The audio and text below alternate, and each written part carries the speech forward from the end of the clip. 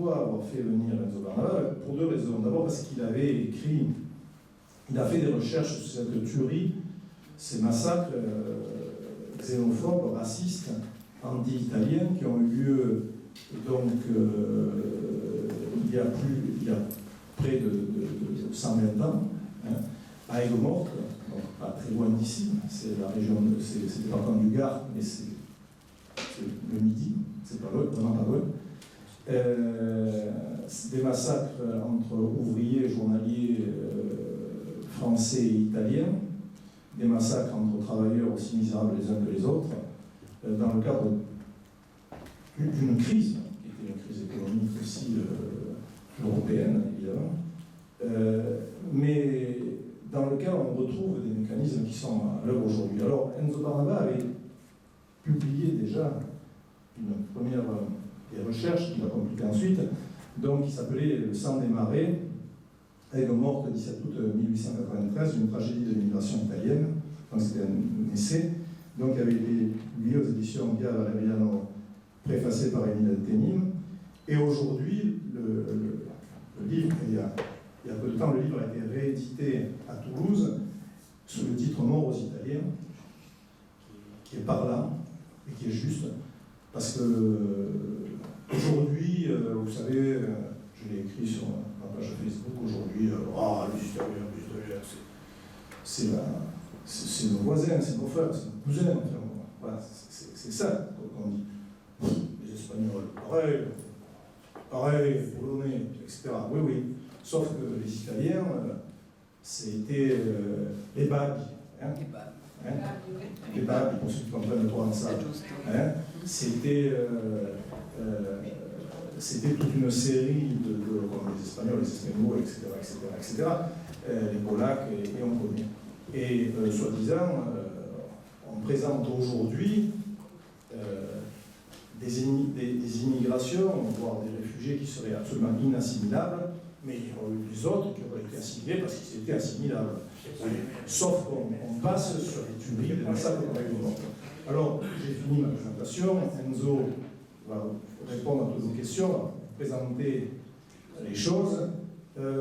Simplement, je veux donc le remercier encore une fois, dire que, écoutez, on peut dédier cette soirée à l'amitié des peuples français et italiens, c'est peut-être un grandiloquent, mais c'est une petite pierre qui est importante. L'Italie, c'est la sœur latine de la France, ça c'est une chose. Et puis, la dédier aussi à tout ce personnel politique qui a des noms de famille qui se terminent par des I, ici, vous voyez ce que je veux dire, et qui a la mémoire courte. Dans le département et à Grasse aussi. Voilà, j'ai terminé. Je vous remercie.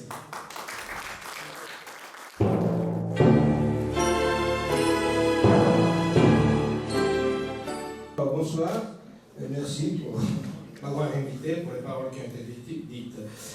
Donc je vous parlerai de ce qui s'est passé à Aigues-Mortes le 16 et 17 août 1893, un épisode traditionnellement peu connu, même ignoré, dont on commence à parler depuis quelques années. La raison est simple, c'est parce que la presse de l'époque, ce soit française ou italienne, a très mal fait son boulot.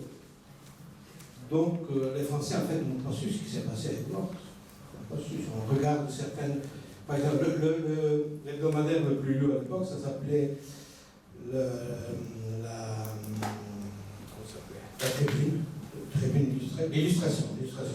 Bon, dans son numéro de 10 jours après, donc quand on savait très bien ce qui s'était passé, parce que les premiers jours, on ne savait pas très bien, il n'y avait pas de journalistes sur place, donc il y avait des dépêches qui arrivaient depuis la préfecture du Gard au ministère de l'Intérieur, un peu manipulées, mais 10 jours après, tout se savait. Pourtant, l'illustration ne parle que des, bagarres entre ouvriers italiens et français du 16 août, dont on parlera, et pas du tout du massacre du jour suivant, qui a coûté la vie à 10 ouvriers italiens et il y a eu une centaine de blessés. Je voudrais vous lire quelques mots du juge d'instruction pour comprendre la folie qui s'est emparée de la ville. Hein. Le mot folie est utilisé, je pense, j'en vois pas d'autre. Le cortège, écrit le procureur général, réussit à atteindre la porte de la reine. Donc vous voyez où c'est, Aigues-Mortes, le sud, disons, d'Aigues-Mortes. Parce que ces gens-là venaient des Salins, qui sont au sud-ouest d'Aigues-Mortes. Plutôt que d'entrer dans la ville, ils longent les remparts sur la droite, en direction de la gare. Après avoir tourné l'angle, ils se retrouvent coincés dans les 3 passages formés à gauche par les murs nord de la ville et à droite par les murs d'enceinte de quelques jardins. La route est remplie d'agresseurs. Des pierres énormes sont lancées de tous côtés. À chaque pas, on est forcé de laisser sur le sol des victimes sans défense que des forcenés viendront avec une sauvagerie sans nom, achevée à coups de matraque. Et puis un autre épisode juste après. Lorsque les Italiens se disposent à entrer dans une maison où il aurait pu être sauvé, le propriétaire ferme la grille, n'ouvre pas, alors c'est un véritable massacre. C'est toujours le juge d'instruction qui écrit ça, hein, c'est entre guillemets. Comme des bêtes qu'on mène à l'abattoir, les Italiens se couchent sur la route, épuisés, attendant la mort, lapidés, assommés, laissant à chaque pas un des leurs. Et voilà. Comme des bêtes qu'on mène à l'abattoir. C'est une violence inouïe, mais dont on n'a pas envie de parler, et donc en fait on renseigne très peu l'opinion, et très mal. Côté italien, c'est un peu pareil. Là, on utilise le massacre à des fins de politique intérieure. Donc il y a une presse pro-gouvernementale qui dit certaines choses, qui emphatise certains aspects. En fait, il n'y a pas de journalistes sur place. Alors, je vous raconterai ce qui s'est passé par intermédiaire d'un journaliste. Pourquoi? Parce qu'enfin, il y en a eu un qui est arrivé le dimanche, donc le 17 août, c'est un jeudi, et le dimanche, le journaliste de 2000 ans arrive, et il fait son boulot de façon assez correcte, honnête, et surtout, on lui doit des clichés qu'on va montrer, et qui sont absolument intéressants, quoi. Parce que c'est les premières images qu'on a du massacre, quelques jours après, évidemment, 3 jours après.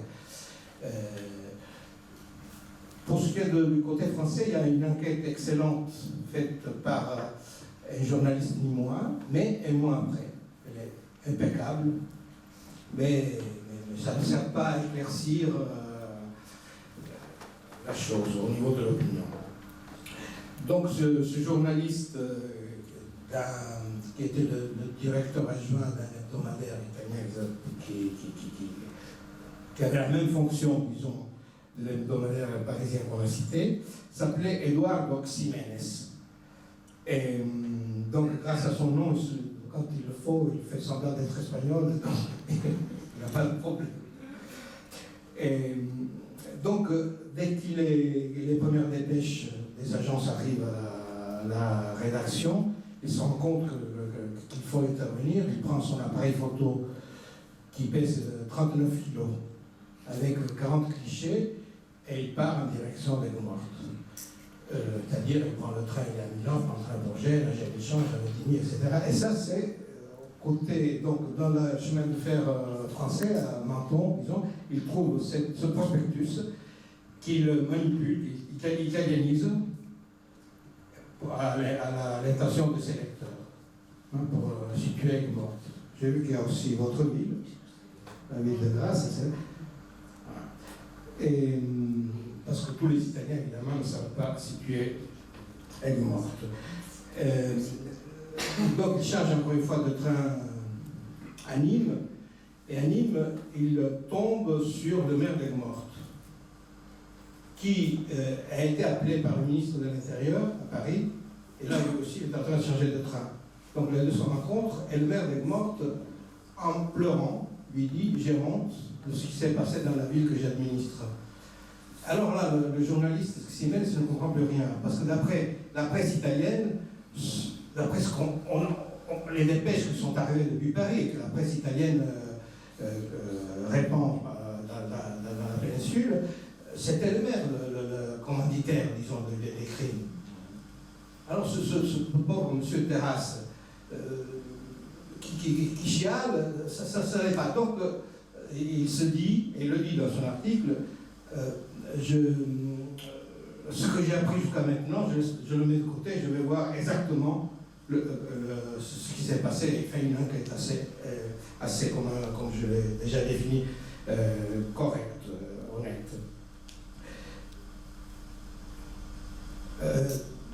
Avant d'arriver à Nîmes, il avait changé de train à Marseille. Et là, il a eu l'occasion de rencontrer certains blessés qui ont été hospitalisés à l'hôpital de Marseille et qui attendent le premier train pour l'Italie.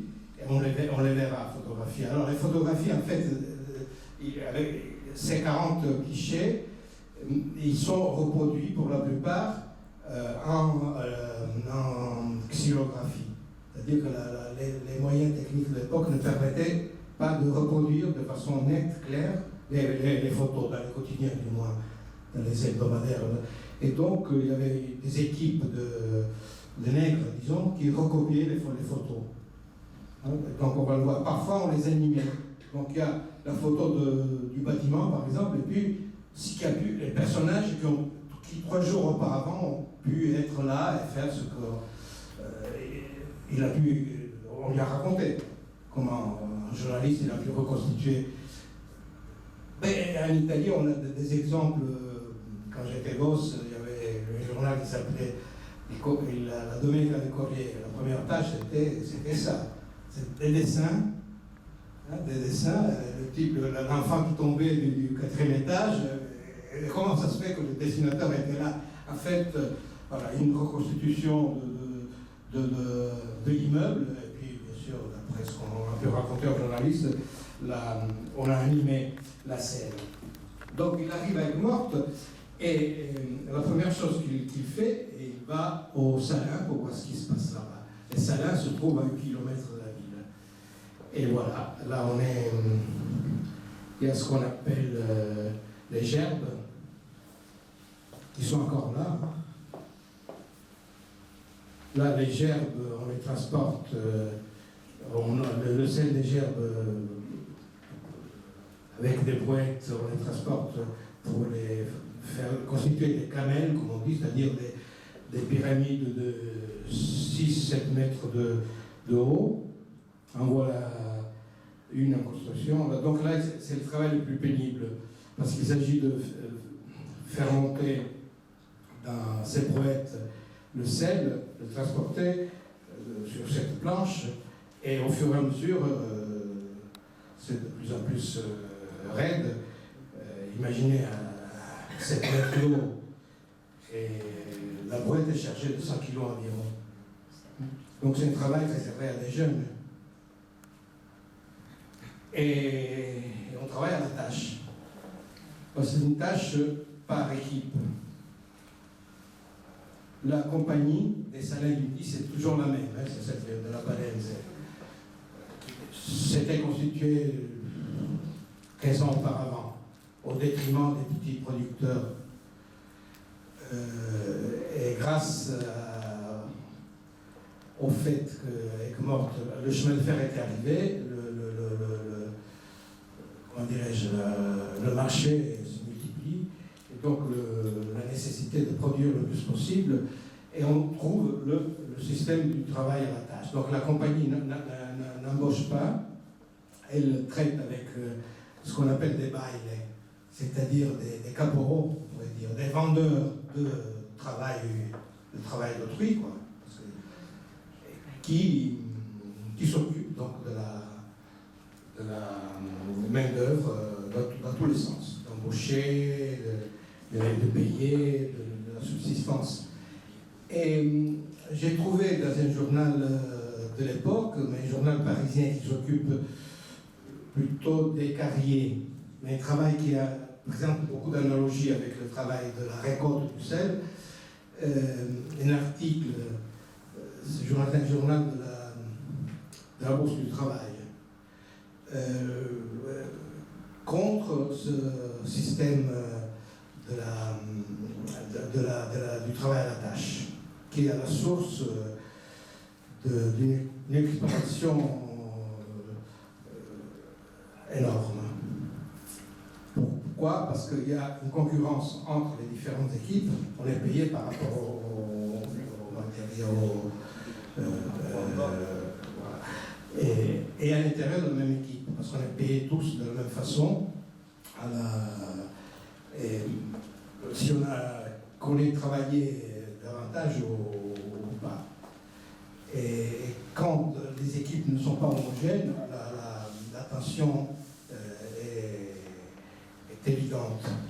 Et la compagnie impose, ça ressort au procès, aux équipes quelques travailleurs qu'on appelait à l'époque les trimards, des travailleurs nomades, mais en fait, est-ce que c'était de vrais travailleurs, ou bien plutôt des sans-logis, qui, pour des raisons, comment dirais-je, de solidarité sociale, on les greffait dans les équipes, et ça posait des problèmes. D'après les témoignages qu'il y aura au procès de la part de l'ingénieur des Salins. Mais d'ailleurs, donc on a dit que le massacre a lieu le 17 août, qui est un jeudi.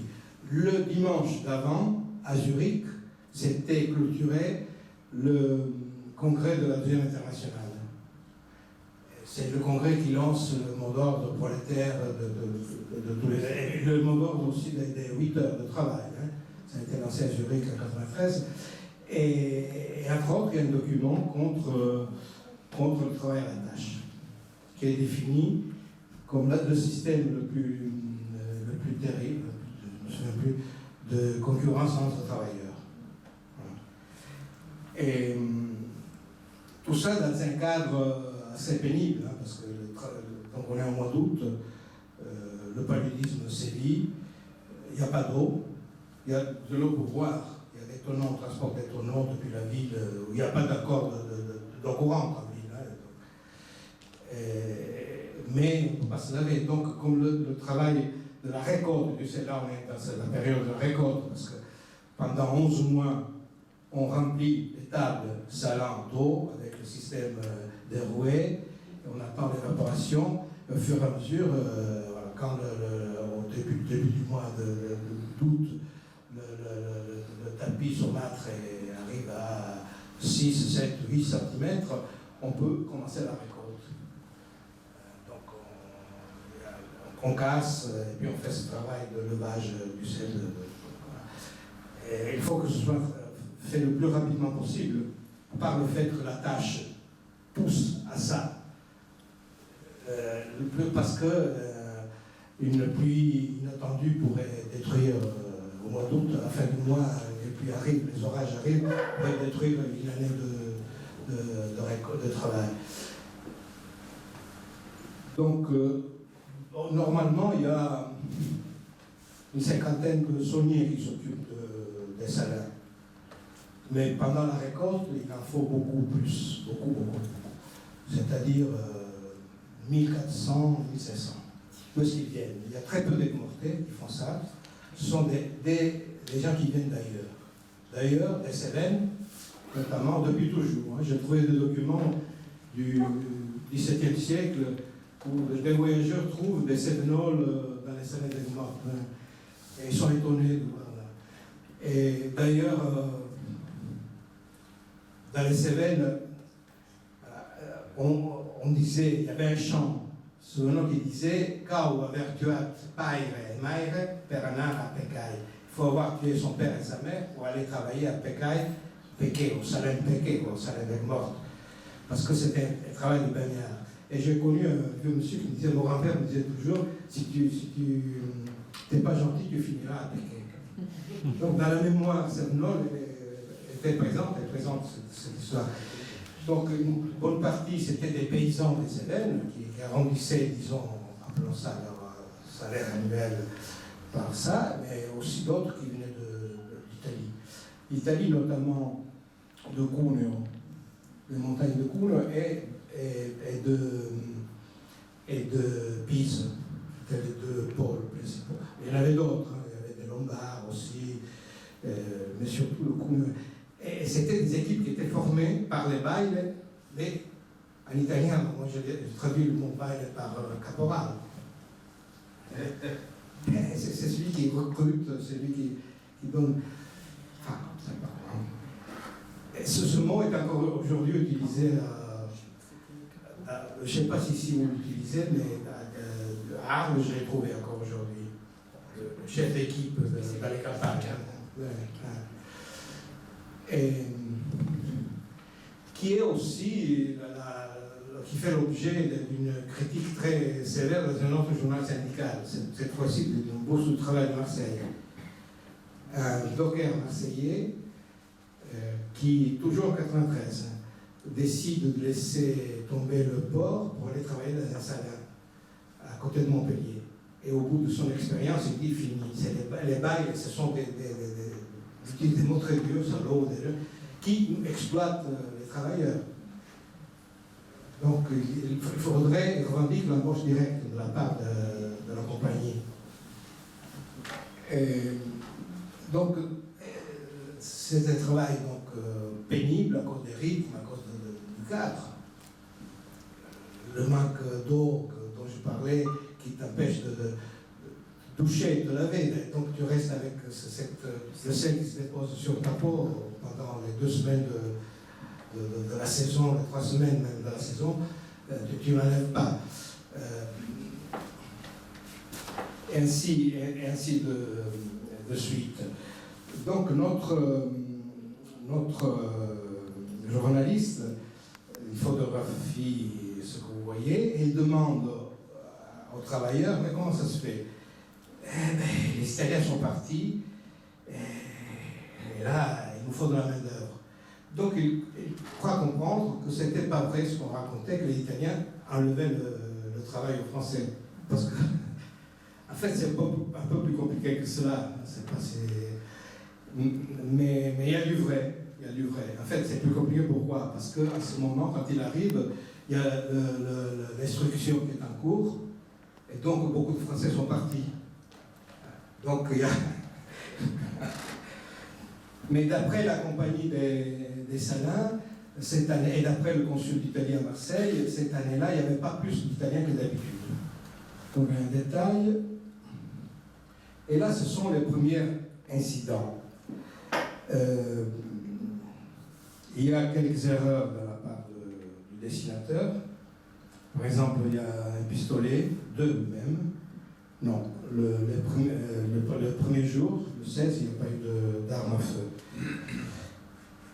Les parapluies sont omniprésents à cause du soleil. Pour expliquer ce qui s'est passé le 16, il faut, je pense, faire référence au climat politique de ces moments-là. Et d'abord, le dimanche 20, quand notre journaliste arrive, il y a le premier tour des élections politiques. Et donc, il y a une campagne électorale. Et le thème de la présence de l'étranger, de l'immigration, est très important. Très, très important. Barès, qui est candidat, il se présente aux élections avec un programme électoral contre les étrangers. Protection du travail national contre les étrangers. Il écrit 3 articles sur le Figaro, et puis il fait une plaquette pour se faire élire. Il n'est pas élu. Il a un beau score. C'est explicite. Et il y a tout un climat général qui est dû à l'esprit de revanche. Le général Boulanger s'est suicidé, mais le Boulanger n'est pas tout à fait mort. Donc, si on jette un coup d'œil sur la presse de l'époque, on peut voir comment on manipule l'opinion. Enfin, certaines presses manipulent l'opinion. Regardez ce qu'on peut trouver. certaines presses de l'époque. Les Italiens commencent à pousser trop loin leurs prétentions. Nous traiterons bientôt un pays conquis. Ils font concurrence à la main-d'œuvre française et drainent notre argent au profit de leur pays. Il faut que le gouvernement protège les Français de cette marchandise nuisible et d'ailleurs prélatée qui s'appelle l'ouvrier italien. Défendre de l'insolence et la brutalité des étrangers qui les dépouillent. L'Italien ne nourrit personne et mange tout le monde. Il faut se protéger contre une horde d'affamés qui crèvent de misère chez eux. Il faut défendre le travail national contre l'envahissement des étrangers. Ça, c'est ce qu'on lit aujourd'hui, il y a des antécédents explicites. D'ailleurs, la Ligue des Patriotes qui naît dans ces années-là contre la Ligue des droits de l'homme, l'affaire Dreyfus éclate l'année d'après, hein, donc le climat est celui-là, publie des documents qui sont incroyables. Hein. Par exemple, il y en a un, parce qu'il est question de naturaliser les immigrés, les Italiens en l'occurrence. Non, jamais, parce qu'ils sont inassimilables, donc il faut qu'ils rentrent dans leur pays. Mais s'ils peuvent rester, ils restent en France en tant qu'étrangers, jamais de nationalité française. Pourquoi? Parce que ils sont sales, parce qu'ils occupent indûment nos hôpitaux, parce qu'à Marseille, ils se promènent toujours avec un couteau prêt à... D'ailleurs, le matin, quand vous passez dans la rue de Marseille, il y a plein de cadavres dû au fait que les Italiens les ont poignardés pendant la nuit, et ainsi de suite. Les réseaux de prostitution, de mendicité, ce sont les Italiens, etc., etc. Et puis surtout, c'est la 5e colonne. L'immigré italien, quelle est sa fonction? C'est de préparer l'agression de l'armée italienne qui veut s'approprier le territoire français jusqu'au Rhône. Il y a une Provence italienne. Il faut éviter ça. Et donc la 5e colonne, la 5e colonne c'est le mot moderne évidemment, parce que ça a été inventé pendant la guerre d'Espagne. Ce sont les ouvriers italiens. Et ça, c'est le climat que je pense quand l'affaire Dreyfus éclate. Toujours Barès dira à Zola, M. Zola, n'oubliez jamais qu'entre vous et moi, il y a les Alpes. Et les Français à la manque. Émile Zola. C'est ça. Hein. Parce qu'il y a une vision de la France immortelle, métahistorique, avec sa mission historique. Donc l'étranger, pas seulement c'est la concurrence déloyale, un ouvrier, mais c'est aussi porteur d'une culture qui n'est pas la nôtre. Donc c'est un antigène, et puis il faut les anticorps. Et donc là, il n'y a pas de pistolet. Mais sinon, il y a des bagarres. Alors vous voyez la camelle qui compte, oui? S'il vous plaît, c'est l'œuvre de qui Alors, c'est d'après la photo de ce Ximénez. Et puis quand il est rentré à sa rédaction, il a dit au nègre, attends, me dessine ça, comme ça, comme ça. Voilà. D'après les renseignements qu'il a obtenus, il avait aussi donc, son appareil photo, mais aussi son calepin où il prenait des notes. Voilà. Donc la camelle, elle est plus ou moins comme elle était au début. Hein, il n'y a que la base. Et puis les rixes. Les rixes, c'est donc le 16, on ne sait pas exactement hein, pourquoi des rixes éclatent. Parce que, d'après le juge d'instruction, les Italiens reprochent aux Français de la même équipe de travailler, d'être moins durs à la besogne. Donc de profiter du même salaire alors qu'ils travaillent. Alors ça a une justification si on pense que ces Français dont on parle, c'est peut-être les trimards dont j'ai parlé tout à l'heure, qui ont été greffés dans la... Parce que je ne pense pas que... Parce que d'autres ont dit que pour monter, les Français faisaient, on dit, c'est un témoignage, faisaient une pause à mi-chemin, et puis une autre prenait la place, alors que l'Italien tout seul, je ne crois pas que l'Italien soit plus fort. Je ne crois pas. Enfin, peut-être, il y a eu des exemples comme ça, mais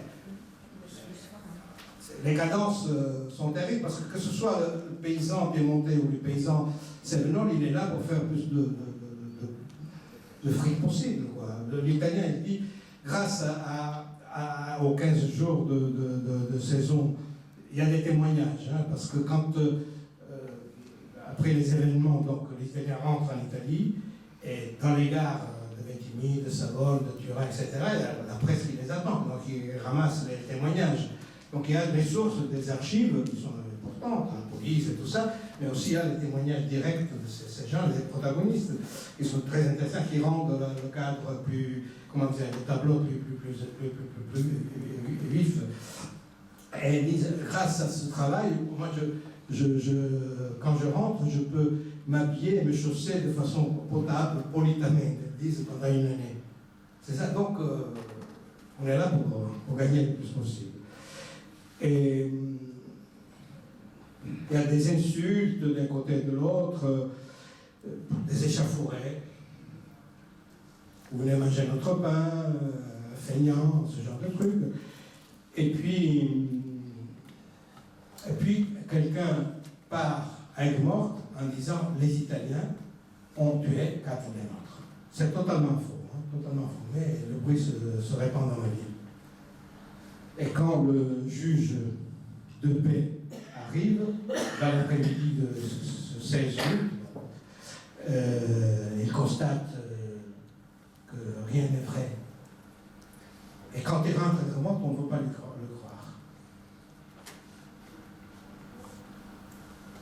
Donc les détails. Donc ce sont des dessinateurs d'une certaine valeur, hein, je pense. Oui, ça s'appelle Sarrage.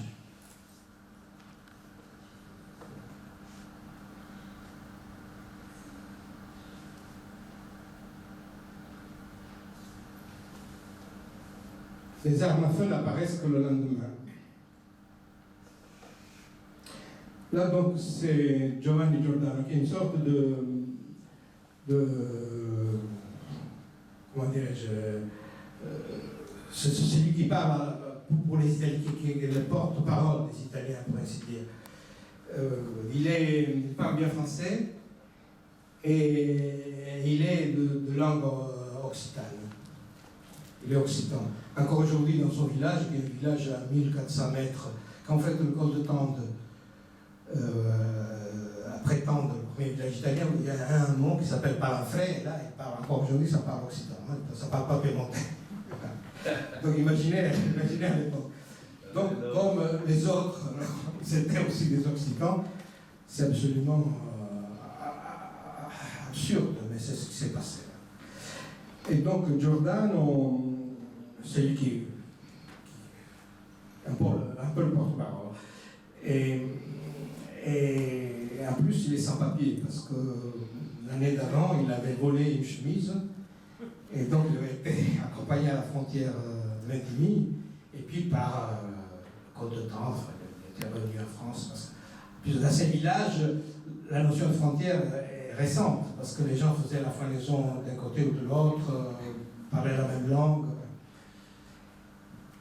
Et il sera blessé, donc il ne pourra pas rentrer en Italie.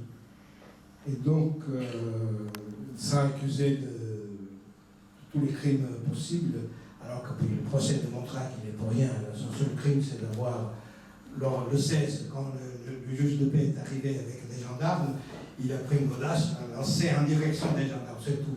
Mais on l'a accusé, la presse, d'être le vrai responsable de ce qui s'est passé.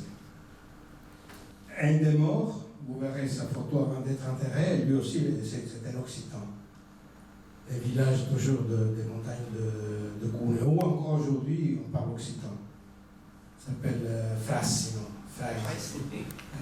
Le maire, je ferai une conférence comme la vôtre dans un mois, et le maire parle occitan avec sa femme. Je ne sais pas en France s'il y en a beaucoup, un village entier qui parle occitan. Là, Frassino. Encore, le provençal est encore vivant en Italie, alors qu'en France, à ce niveau-là, sociologiquement, attention, il est plus vivant. Frassino, le village de Dominique Bosquero, les gens de mon âge peut-être ont quelques souvenirs. Hein? Miss France puis je la verrai dans cette occasion parce qu'elle sera dans le public. Elle est plus jeune maintenant, hein, elle a dépassé les 80 ans. Elle est toujours jolie, m'a-t-on dit. Le mien. Et donc, ce pauvre, lui aussi occitan, quoi, qui parle avec difficulté l'italien, il faut imaginer. Hein. C'est pas sa langue. Donc là, on est devant la place Saint-Louis. Le monument Saint-Louis est récent. C'est l'Empire, c'est Napoléon qui a voulu le construire. Et c'est donc le dimanche. 3 jours auparavant, le climat n'était pas le même. Là, c'est la boulangerie. Maintenant, c'est la caisse d'épargne.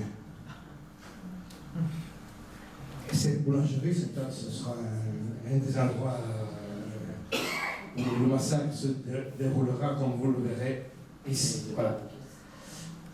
Là, donc, c'est le même endroit. La boulangerie est là. Il y a quelqu'un qui cherche. On donne l'assaut à la boulangerie, vous voyez. Quelqu'un qui cherche à monter avec une échelle, on met le feu. Que s'est-il passé? C'est que, donc, quand le bruit en ville s'est répandu que les Italiens ont tué 4 des nôtres, qui arboraient leur tricolore dans leur cambuse, où ils logeaient, voilà, ça s'appelait la cambuse, et ils étaient maîtres à notre place. Donc, quelqu'un a embauché le tambourinaire, l'annonceur public, pour annoncer la chasse à l'ours. L'ours étant entendu étant l'italien, évidemment. Et donc, la foule se forme. Il y a 500 personnes vers les 2 heures de l'après-midi, derrière cet annonceur. Et des cris de vengeance commencent à se prononcer. Et quand on arrive sur la place du village, il y a une 60aine d'Italiens avec leur bail et qui doivent être payés par le bail. Et donc, quand l'assaut a lieu, la boulangère, Madame Fontaine, dit « rentrez ici, se barricade à l'intérieur de la boulangerie ». Ils utilisent aussi des sacs de farine. Et puis le siège dure jusqu'à l'après-midi du mois d'après, 26 heures environ. Ce sont des moments terribles, vraiment terribles. Tout le monde craint pour sa vie. C'est grâce à des gens courageux que les Italiens ont la vie sauve. Le frère de la boulangère au syndical, qui pour défendre aussi ses intérêts se met devant la porte. Mais le curé est mort, l'abbé Moget, qui passe la nuit devant la boulangerie. Et puis il y a aussi quelques gendarmes et 2-3 conseillers municipaux aussi qui ont le courage de passer la nuit. Sinon c'est terrible, surtout quand à un moment donné quelqu'un passe, on voit que c'est un Italien, il y a 2 personnes, le tabasse et puis le rue le cou, et quand ils sont par terre, on écrase, on réduit le crâne d'un des 2 en état de bouillie, comme un chroniqueur qui est présent le dit. Et on dit aux gens qui subissent le siège, depuis le premier étage, et qui regardent ce qui se passe, maintenant, c'est eux, bientôt ce sera vous. Donc alors, c'est qui ces gens qui suivent? Les Aigues-Mortes disent, nous, on n'y est pour rien. Au contraire, on est les victimes. Traditionnellement, Aigues-Mortes, on n'a jamais parlé de ça. Mais quand on a été obligé de parler, mais nous, Aigues-Mortes était le théâtre involontaire d'une échauffourée entre Séménol et Italien. Peut-être le 17, c'est vrai, et le 16, c'est vrai, mais pas le 17, parce que le 17, un Aigues-Mortais qui s'appelle Brézin, c'est lui qui prend son tambour, et porte une souche avec un drapeau, et donc la ville, une partie de la ville est concernée. Il y a aussi ce que j'appelle les justes devant les peuples, comme ceux que j'ai cités, faut reconnaître que le rôle a été positif, a fait en sorte que le bilan soit moins lourd qu'on pouvait le craindre, ça c'est sûr. Mais la police est pas nombreux. Ils ont fait ce qu'ils ont pu, mais ils n'ont pas pu faire grand-chose. Là, c'est la baie dont j'ai parlé. J'ai proposé au maire d'Aigues-Mortes de mettre une plaque à Saint-Louis, une avec le nom des Italiens morts, victimes innocentes de la folie xénophobe, et aussi les justes, comme Mme Monger et les autres. Quoi. Il m'a dit qu'on le fera tôt ou tard. La baie, j'ai des témoignages aussi italiens. Hein, parce que je suis tombé sur un journal italien de Rome qui interviewait un des Italiens qui était là. C'est grâce à la baie qu'on a eu la vie sauve. Enfin, il y a vraiment des éloges pour la conduite. Il n'y a pas que côté français, côté italien, on reconnaît son rôle. Aussi, il y a une dame, Madame Roulet, qui est morte 6 mois après les événements, par la suite d'un coup reçu en protégeant un Italien. C'est ce que le ministre de l'Intérieur déclare en lui décernant la mémoire une médaille d'argent. Donc les justes ont existé. Et il n'y avait pas que les justes, hélas. Alors là, c'est un document intéressant parce que ça, c'est de l'année d'après, hein, c'est de 1994, mais écrit probablement par les mêmes trimards qui ont organisé la chasse à l'ours, la première. Parce que la première, quand ceux qui embauchent le tambourinaire, ce sont des trimards étrangers à la ville. C'est probablement les mêmes, et je vais vous dire pourquoi. Donc je vous la lis. Monsieur le maire d'Aigues-Mortes, vous êtes averti que si vous faites la moindre faveur envers les cochons d'Italiens qui auront le toupet de revenir, ou si on a le malheur d'en embaucher sans que vous y portiez empêchement, eh bien, nous, braves compagnons, voilà, compagnons, quelques historiens a dit que, Michel Perrault a dit que les trimards, ce sont les descendants des compagnons du Tour de France, quelque part. Donc le mot est peut-être réduit, ce clin d'œil à un passé oublié. Donc nous, braves compagnons, nous saurons vous faire savoir les effets de la dynamite. Et vous verrez de la façon dont nous n'aimons pas les crimes de lèse et patrie, bougue de cochon. Il y a celles Français qui voyagent sans travail. Attention à vous, un groupe d'anarchistes disséminés dans la région se tiennent prêts à de cette œuvre patriotique exécutée, où la notion d'anarchie et de patrie se mélange. C'est une confusion idéologique, on peut dire, mais il y a aussi le mythe de Ravachol. Ravachol était mort mais la notion d'anarchie et la notion de patrie viennent au secours, disons, de cette misère ouvrière, parce que les gens qui écrivent ça, ce sont des pauvres gens, quoi. Donc il y a le mythe de Ravachol, il y a aussi... On peut se demander, mais la bourse du travail, qu'est-ce qu'elle faisait avec moi? Elle n'y était pas. La CGT n'existait pas encore. Jaurès n'existait pas encore. Donc, il y a ce syndicalisme de l'action directe qui exclut la médiation politique, donc se faire justice tout seul, à savoir. C'est un document à déchiffrer, chacun l'interprète comme mieux il semble. Donc là, on est le 17 au matin. Les Italiens, là c'est la cambuse, la baraque des Italiens. Les Italiens attendent que les Français arrivent pour commencer le travail, et puis les Italiens n'arrivent pas. Et il y a une femme affolée qui arrive et qui dit, attention, c'est une franc-comtoise, qui avait une relation avec des ouvriers italiens, et qui dit, attention, Aigues-Mortes, une bande se prépare pour venir ici, et ils veulent votre peau. Donc partez. Et il y en a une partie qui part en direction des Seine-Marie-de-la-Mer, une autre partie qui ne sait pas que faire. Les gendarmes arrivent et disent, ne craignez rien, on va vous protéger. Et puis, les gendarmes sont incapables d'arrêter cet assaut qui est donné par une 500 environ personnes qui viennent de la ville, conduits par ce Brézin, le tambourinaire et morté. Alors on prend d'assaut la cambuse, on brûle le toit, on commence à habiller les gens qui sont à l'intérieur.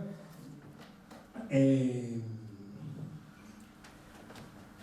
donc le capitaine dit aux Italiens, le mieux c'est que vous rentriez en Italie. En fait, pendant la nuit, le préfet du Gard est arrivé et il a décidé que c'était la meilleure des choses à faire, d'expulser les Italiens. Il a convaincu la compagnie de les vider, et donc c'était le mot d'ordre. La conduite du préfet est assez discutable. Hein. Parce que sur le fil du rasoir, d'un côté, il n'appelle pas l'armée. Parce que la seule chose à faire, c'est d'appeler l'armée. Ou s'il le fait, il le fait avec beaucoup de, comment dirais-je, sans punch. D'ailleurs, à Nîmes, déjà à l'aube, grâce au premier télégramme arrivé d'Aigues Mortes, le préfet n'était pas encore arrivé, l'armée était prête, enfin, 100 personnes, des cavaliers, à se rendre à Aigues-Mortes, à la gare de Nîmes. Elle est restée arme au pied et sac au dos là-bas pendant des heures et des heures. Quand elle est arrivée, le massacre a été accompli. Et le préfet y a pour quelque chose. Mais l'opinion italienne pense que la faute est au maire. Franchement, le maire joue le rôle du bouc émissaire. Alors, je pourrais rentrer dans certains détails. Voilà, donc, on va à la gare, vous aurez la mission. Dit aux Français, vous avez eu gain de cause, maintenant on les expulse, donc restez tranquilles. Pendant l'itinéraire, on est c'est vers midi. Il y en a qui cherchent à se sauver, comme Giordano qui part dans les vignes, mais on le pourchasse, on le somme, et d'autres. Hein. Il y a un mort probablement qui est attrapé dans les vignes. Et quand ils arrivent devant la porte de la Reine, il y a une autre bande qui sort d'être morte, donc ils ont pris l'écharpe et c'est le massacre. Il y a 5 morts, tabassés. Il y a des matraques, des pierres. Et puis on va en direction de la tour de Constance pour se sauver. Là, je vous ai lu le passage.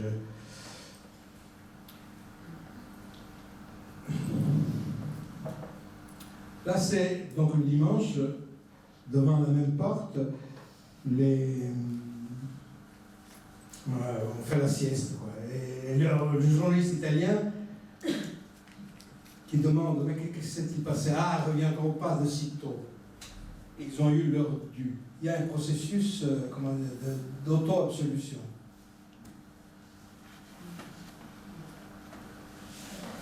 On a fait justice. On les a chassés, on a fait ça. D'ailleurs, il y a eu aussi le mécanisme de l'animalisation de l'adversaire. C'était la chasse à l'ours. Ça, devant la porte de la Reine, on cherche à... Ça, c'est une image de l'époque, le petit Parisien, je crois. Le capitaine Cablet qui cherche à arrêter les... Voilà, le capitaine. Détail du massacre. Le Cromir, c'est... Oui. Ce sont des gravures. Oui, c'est toujours la même source. Hein. Là, c'est toujours la même source, c'est toujours l'illustration italienne, la géographie. Le Cromir qui était... Là, c'est une autre source, là, c'est pas dans le procès, un journal français, qui était un portefeuille d'Aigues Mortes, qui... Alors, Cromir, à l'époque, ça voulait dire sauvage.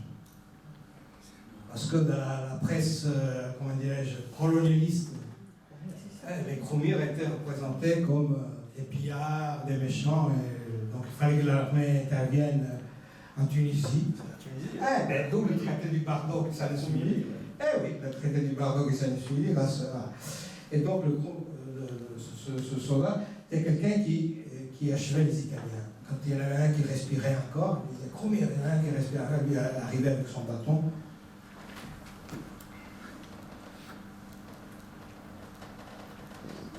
Donc au procès, c'est des jeunes irresponsables, on pourrait dire.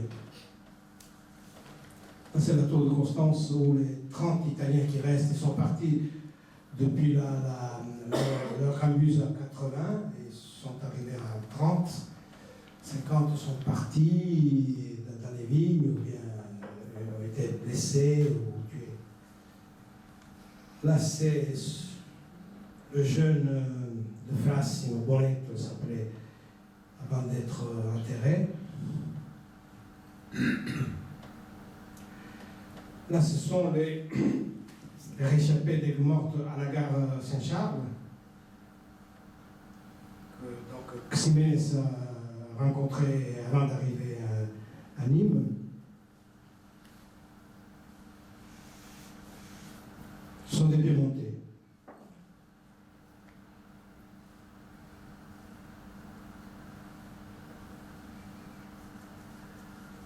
Alors, ce sont des télégrammes, le consul italien qui arrive avec Morte, parce qu'il y en a 18 qu'on ne peut pas transporter, donc qui restent à l'hospice d'Aigues-Mortes. On les raconte au ministre de l'Intérieur ce qu'il voit. Et un d'entre eux mourra un mois après du tétanos. Terrible. Et, bon, pour finir, parce qu'en gros c'est ça, le problème d'indemnité, parce que le gouvernement français, de façon assez, comment dirais-je, bizarre, décide d'indemniser les victimes. C'est bizarre parce que sur le plan juridique, ça ne se fait pas ça.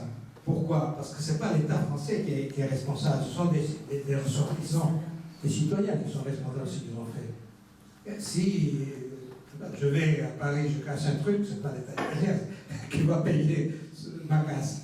Enfin, c'est un peu... Parce que c'est devenu autre chose, une affaire de relation entre les deux pays.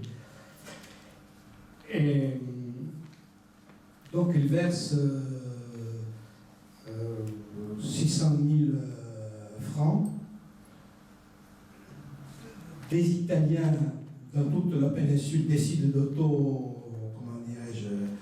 de se cotiser. Les associations patriotiques, mais aussi socialistes, souvent en disant on ne veut pas l'argent des Français, on va indemniser nous-mêmes nos pauvres victimes. Parce qu'il y a toute une vague nationaliste, évidemment, en Italie, à la suite de ce qu'on apprend. Et donc, le trésor italien a 900 000 lire. La lire et le franc sont quasiment équivalents. Il en distribue aux victimes, aux familles des morts, et puis aux blessés, d'après le degré de blessure. Et on en distribue la moitié. L'autre moitié, c'est le trésor qui l'empoche. C'est pour vous dire qu'on est face à un État faible avec les forts, mais fort avec les faibles. Et parfois, si vous allez lire les papiers de cette indemnisation, c'est ignoble ce qu'ils ont fait. Ce pauvre type de Frassino, sa famille n'a rien eu. N'a rien eu, mais pour des raisons. Parce que c'est une bureaucratie radine.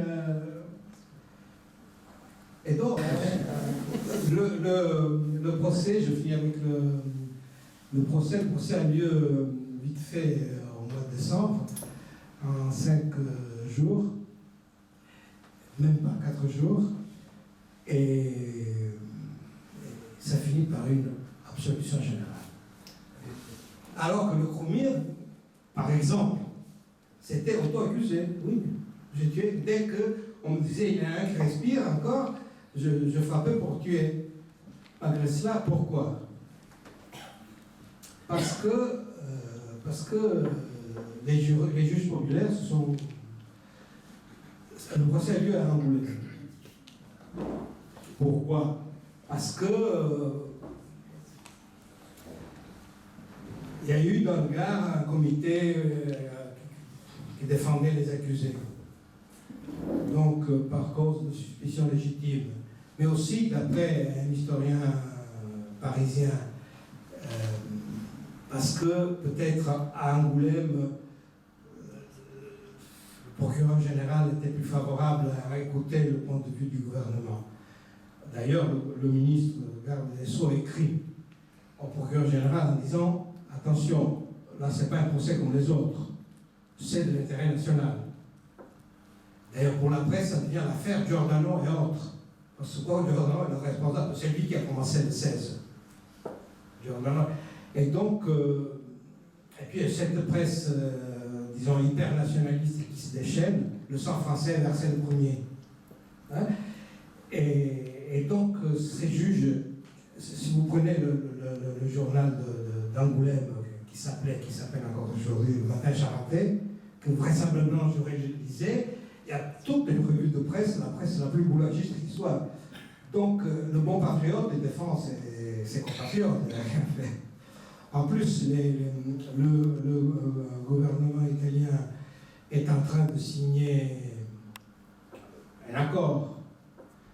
Alors, que s'est-il passé en Italie? Donc, en Italie, quand l'affaire éclate, il y a le gouvernement Giolitti. Giolitti est quelqu'un qui a mis en marche un processus de rapprochement de la France. Parce que l'Italie faisant partie de la Triplice Alliance. Mais Giolitti s'était rendu compte que, quand même, il valait mieux faire la paix avec le voisin d'au-delà des Alpes. Et ce processus a été interrompu par l'affaire d'Aigues-Mortes. Donc il y a des gens qui ont dit mais c'est pas le fruit du hasard, s'il y a eu Aigues-Mortes, peut-être il y a derrière à Berlin qui a bougé. Il y a toujours ce genre d'interprétation. Les complots, les actes, hélas, ne peuvent pas nous permettre de faire ce genre d'affirmation, mais les effets, ça a été interrompu le processus de rapprochement. Et quand l'opposition, qui profitant de cette vague nationaliste, prend le pouvoir, Crispi, un Sicilien, on oublie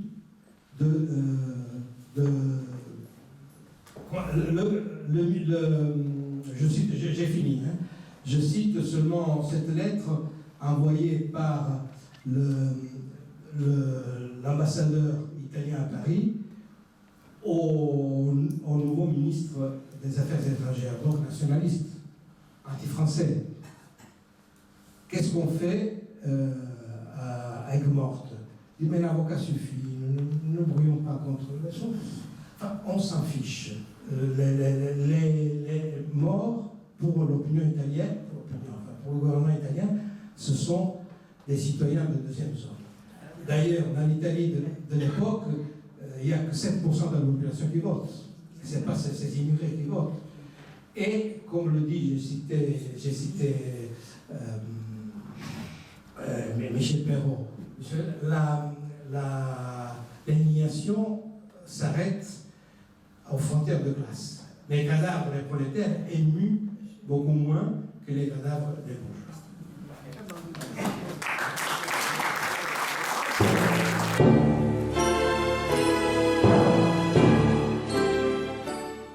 C'est vite en Algérie, avec, voilà, et avec les bégaiements aussi du mouvement socialiste en France, hein, non seulement en Italie, mais c'est pas simplement les anarchistes qui se cherchaient, mais le mouvement socialiste aussi était idéologiquement assez hétérogène et sans réponse organisée. Il n'y avait pas de, effectivement, Enzo l'a rappelé, il n'y avait pas de bourse du travail, il n'y avait pas de syndicat, il n'y avait pas la CGT. Donc c'était, il y avait un éclatement, et ça, c'est une leçon qu'il faut retenir aussi. Hein. Attention, qu'on dénigre régulièrement toutes les organisations sociales, les syndicats, etc. Vous savez, la chanson sempiternelle, oui, mais les Français sont moins syndiqués, ils sont beaucoup moins syndiqués que les autres pays européens, etc., etc., etc. Le syndicat ne représente plus rien, etc.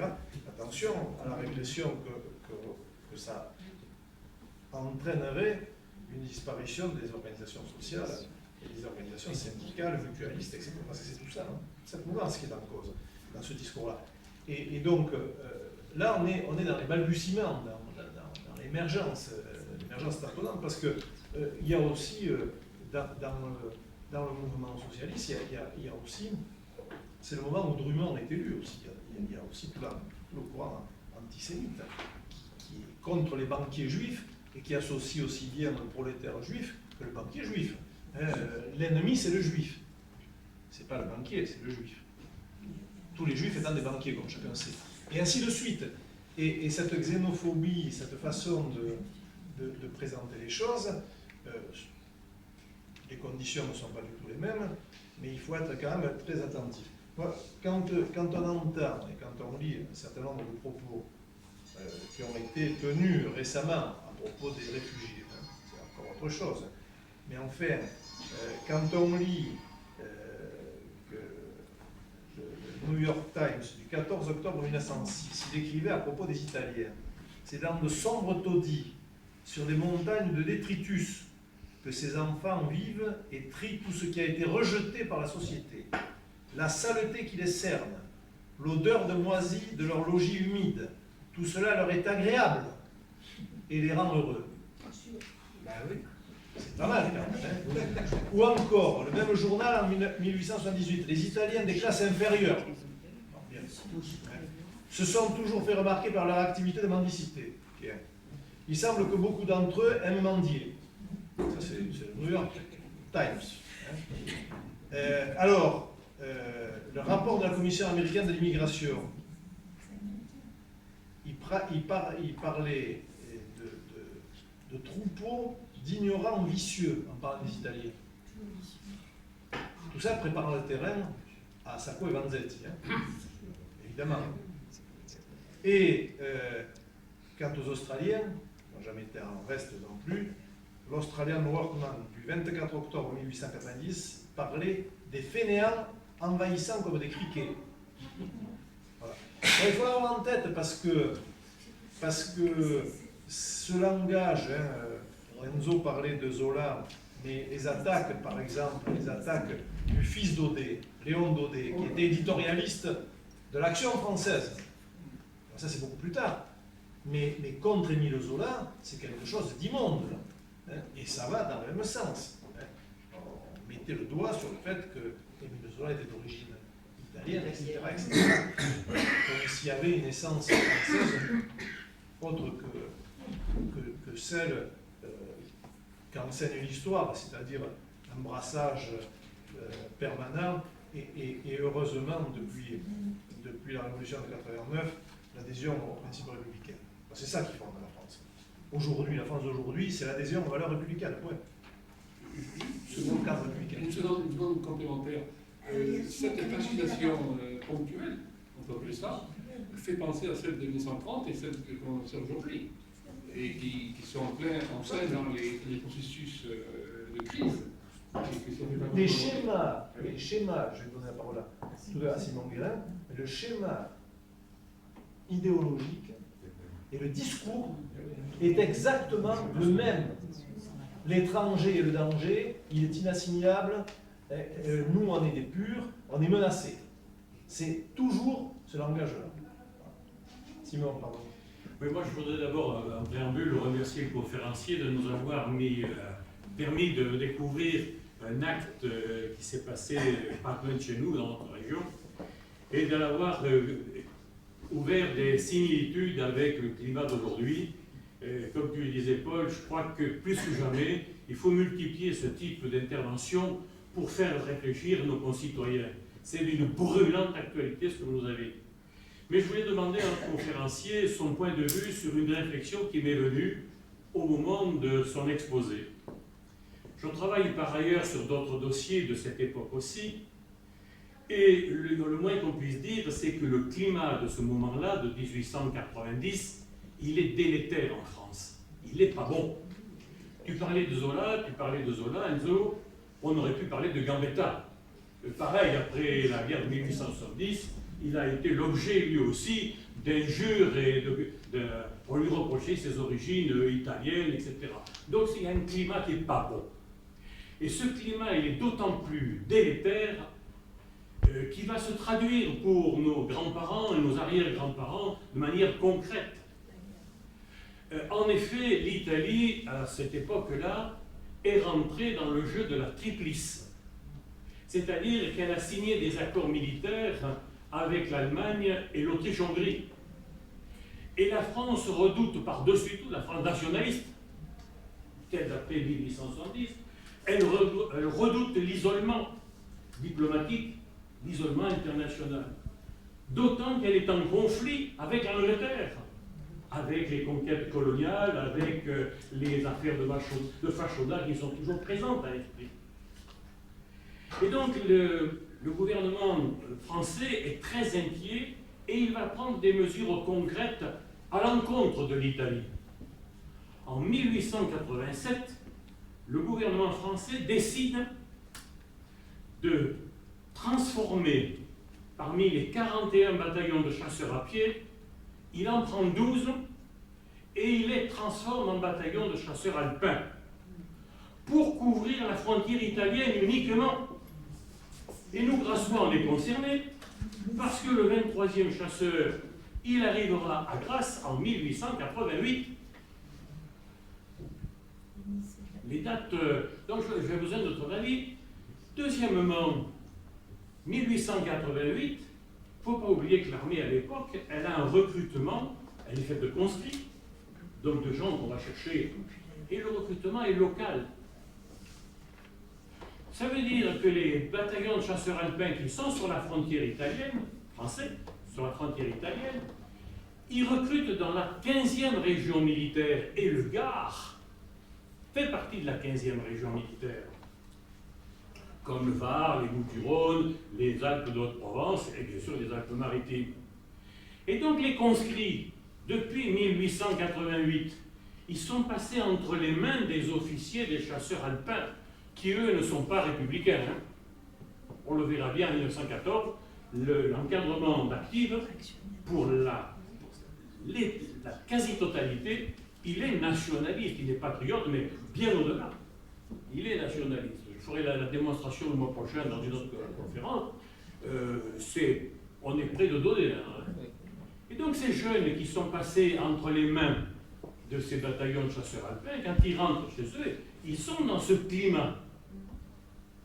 C'est des gens du peuple, ce sont des conscrits, ce n'est pas des universitaires, ce ne sont pas des érudits, ce ne sont pas des gens qui ont eu l'occasion de se frotter à des éléments de réflexion. Donc moi je me demande, Enzo, si tout ça, ça ne contribue pas à ce que la première étincelle qui se présente ne débouche pas sur des massacres. C'est pour ça que je suis très heureux de cette conférence et j'apprécie énormément. Un petit point de détail, et après je m'arrête parce que je vais pas faire la conférence. Il ne faut pas oublier qu'à l'époque, on fait intervenir l'armée dans les maintiens de l'ordre parce qu'il n'y a pas de force de police organisée. Il n'y a pas de gendarmerie mobile, il n'y a pas ce qu'on appelle aujourd'hui les CRS. Il y a un problème d'ordre public, que ce soit une revendication ouvrière ou que ce soit ce qu'on voudra, c'est l'armée qui monte. La preuve en est, c'est que dans la même région, quelques années plus tard, ce sera les vignerons de Narbonne qu'on fera massacrer, et puis il y aura la révolte du 17e de ligne. Donc ce climat délétère, il a pris feu à Aigues-Mortes. Alors je conclue après sur un petit truc de détail. Tout à l'heure, tu nous as montré la tour de Constance à Aigues-Mortes. Il ne faut pas oublier que c'est là qu'ont été affamés, enfermés, affamés les femmes protestantes, la fameuse révolte des protestants dans les Cévennes, et ce n'est pas innocent. Si les Cévenols des marais d'Aigues-Mortes se retrouvent enfermés, ensuite on y enferme les Israéliens. Il y a des symboles très douloureux, très forts. Et Enzo, vraiment, ce soir, moi j'ai gagné mon salaire en fait. Merci pour l'intervention. Ouais. Merci.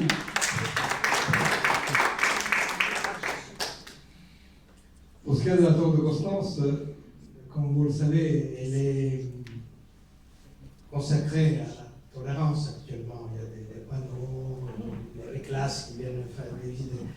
Alors j'ai fait une expo de 20 panneaux en racontant ce qui s'est passé avec Morte avec les mêmes images, hein, quelques phrases, et j'ai demandé au maire de faire en sorte qu'à côté de Marie Durand et des Huguenotes, on se souvient, parce qu'il y a la tolérance religieuse, mais aussi une autre tolérance. Jusqu'à maintenant, je n'ai pas eu qu'on là, dans quelques entrepôts de la mairie. Non, les éléments que tu as donnés, chapeau, c'est ça, c'est absolument ça. Côté italien, je rajouterais qu'il y a une forte conviction que la France est l'ennemi naturel de l'Italie. Enfin, il y a un courant. Parce que la Méditerranée est là, il y a nous, et il y a la France. Et la France s'est appropriée, c'est pas par hasard, la Tunisie. Donc d'où la triplice, en fonction anti-française. En plus, on continue de reprocher à la France d'être un pays du cure-ton. L'histoire renverse. Parce qu'Isabelle l'Italie n'arrive pas à oublier que la République romaine de Garibaldi, de Mazzini, etc., a été étouffée par Napoléon III. Oui, les derniers défenseurs les derniers du pape. Voilà, c'est pas Et le pape était finalement l'ennemi de la naissante nation italienne. Et il a continué de l'être jusqu'à la fin du siècle. Donc c'est ça.